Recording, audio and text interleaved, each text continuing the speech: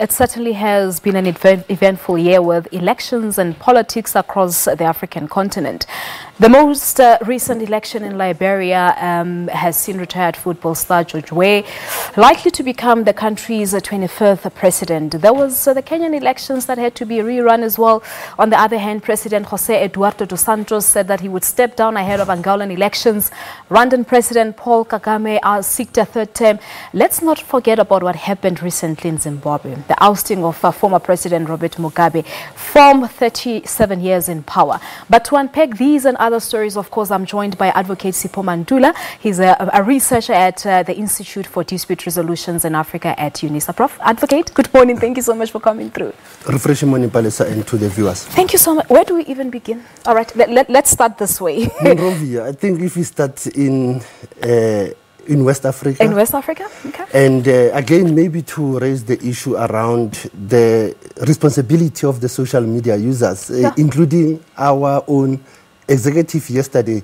I was shocked, in fact, when they were saying that results have been announced, because during this current stage, we are in what we are calling tallying, collation, verification, and disputes, that if there are some even challenges. Yeah. So one will say that, remember that this is one country that has been ravaged by civil war, Ebola, but as well the first female African president was from there, yes. Johnson. Yeah.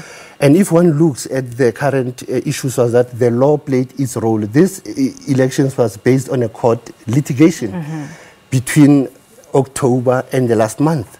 So one will say that the rule of law has really stepped up to clarify political contestations, which is very dangerous. Not just there, even here at home. I mean, we've seen that playing out this year. Correctly. Yeah, yeah. If one looks at home, South Africa, remember that we have the Clocker judgment, verification of the voters' roll. One will say that by 2018 June, Electoral Commission must go back to the court and say how far have we clarified that voters' roll towards 2019 and 2021. But like one will say again, one cannot forget Rwanda. Kagame winning overwhelmingly, and then he has been there since 1994. And one will say that there is still some challenges in that country, but one will say that if you look at Rwanda again, it is the issue around multi-party democracy, the role of media. But again, the issue around the third term, I think this is the virus that Africa has been grappling with. Certainly. That presidents amend constitutions so that they can run for another term. Yes, yes. Let's move our focus a little bit to Kenya. President Uhuru Kenyatta versus Raila Odinga, the rerun of the elections, and President Kenyatta winning the elections. Coincidentally, I was an African Union observer in the first round, not in the second round. And if you look at Kenya, again, it was another test for the ICT. There was the trigger, in fact, Balisa, if you remember, that there was the killing of an ICT manager just on the eve of elections. There was the issue around the ICT failing them once more. And if one can look at Kenya, again, the role of the courts. One will not forget the Chief Justice, David Maraga, playing out for almost 7 days, dealing with a lot of documentation.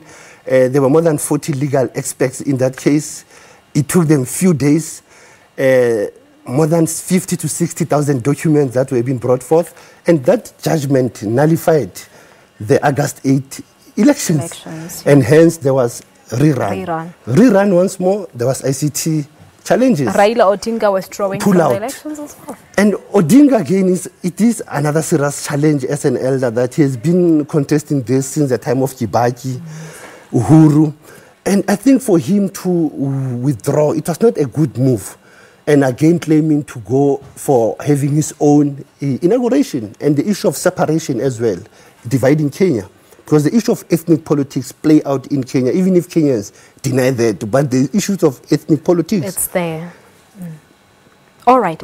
Now, where do we go to now? Do we go to Lesotho? Lesotho, that's another interesting story. Very interesting. We are calling it the premature elections. In fact, the elections were 2015.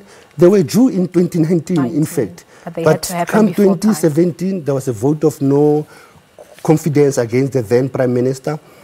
And then the exiled Tom Thabane came just from the cold and pushing ABC once more, and there was coalition. And again, but the issue of politics there of the military. Yeah, yes. before the elections, there were Mahau, also in fact, General Mahau. Yes. But again, look at the militarization, the role of the military, police. There's always tension in that area. And the coups there. Lesotho is one, it is a very small kingdom, but you have many coups. But again, the issue of money, we see, because elections for you to can conduct them, there is a cost.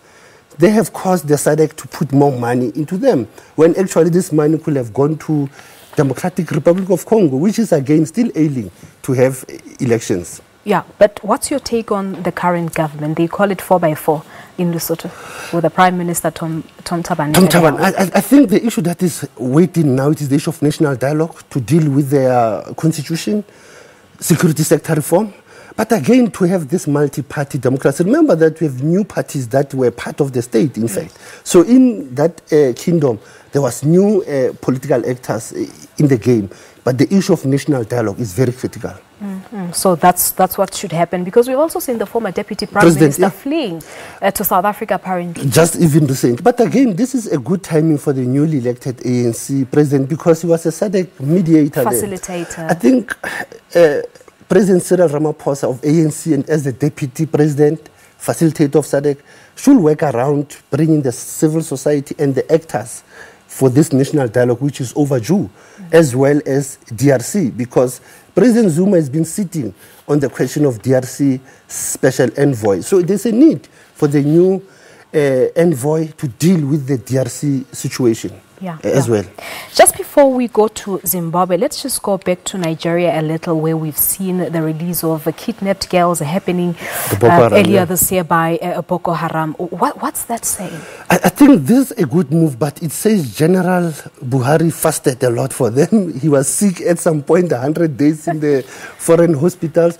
But I think it's another military strategy that worked between the neighboring countries, your Chad, your Mali, and as well as the military strategy of dealing with those rebels. But again, maybe there was a pressure that was coming to the rebels that maybe there's a need to open up and engage. Because remember that elections are coming soon as well in that country. So there is that need of a change of mind, but as well, maybe fatigue as well, to be holding the young girls for too long. We're also reading reports that apparently the Boko Haram rebels have killed about 15 soldiers.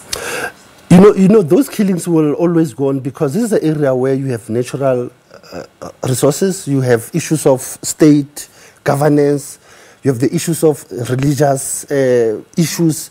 But that is something that the African Union, I think, they've been putting focus on. The peace interventions in that area. And one will say that it's very critical for the military of West Africa to work as a unit, ECOWAS per se.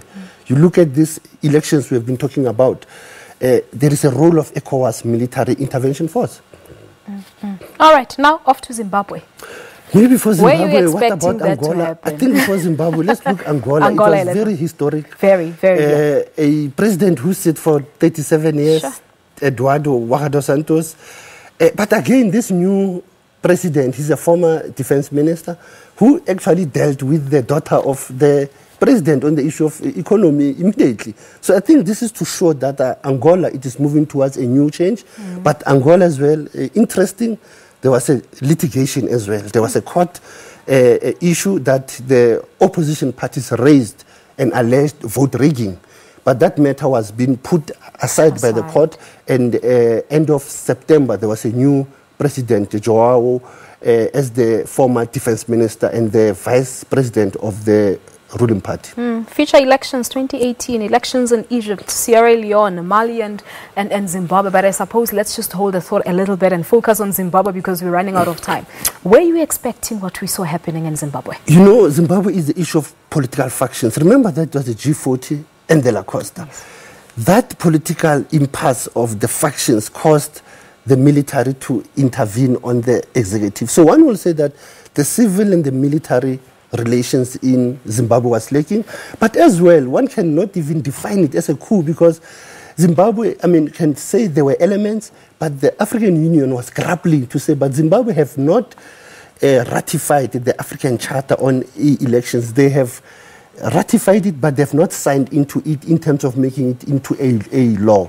So they were very clever, those generals, and we have seen how Chiwenga has been given the vice president post. So I think 2018 for Zimbabwe, they have to clean their voters' roll, look at the electoral fund, and the role of the military should be non-political. All right, we're going to continue with our discussion. We need to take a quick break here on Morning Live. Advocate Sipho Mantula is still with us.